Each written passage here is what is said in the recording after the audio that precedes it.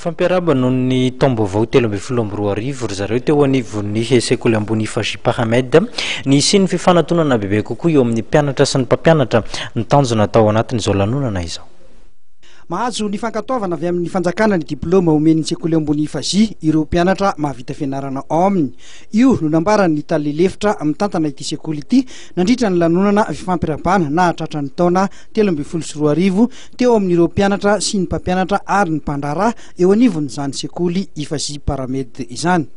Ny Faji moa tompona institut de formation en agronomie, gémologie, industrialisation et paramètres dia nanokana tokoa zany ty sabotsy ko février ty ho fiarabanatra tontolo amin'ny taom-pianarana 2012-2013 zany koa dia rotinero fanakresana bebe koa amin'ireo mpampianatra zay mampiofana ny ankizy ato amin'ny Faji sy ny mpianatra anatin'ireo taranja zay misy eto amin'ny Faji.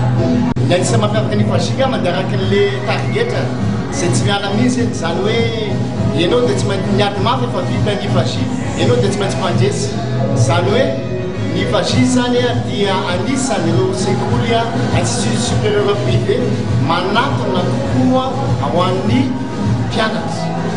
Azo ara-panjakana ny taratasy izay ahafahan'ny Faji mampiofana ny ankizy amin'ny lalam-pifanana industriel, génie civil, informatique, tertiaire ary ny paramètres dia efa nanany Faji zao ny taratasy ara-dalàna ary afaka mitsangana mihitsy sy midélivrer taratasy ny diplôma zany ny Faji ara-panjakana ho an'ireo mpianatra zay tonga manofy lalam-pifana eto amin'ny Faji. Amin'ny fotoana toy itony dia misy ny fanolorana solomody akoho ho an'ireo mpampianatra sy mpandraharaha eo anivon'ny sekoly.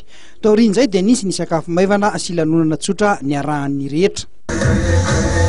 Manodidina ny 2 arivo eo amin'izao fotoana izao ny mpianatra mandrato fahaizana ao amin'ny Faji Pahamed ary manodidina ny 70 kosa ireo mpampianatra.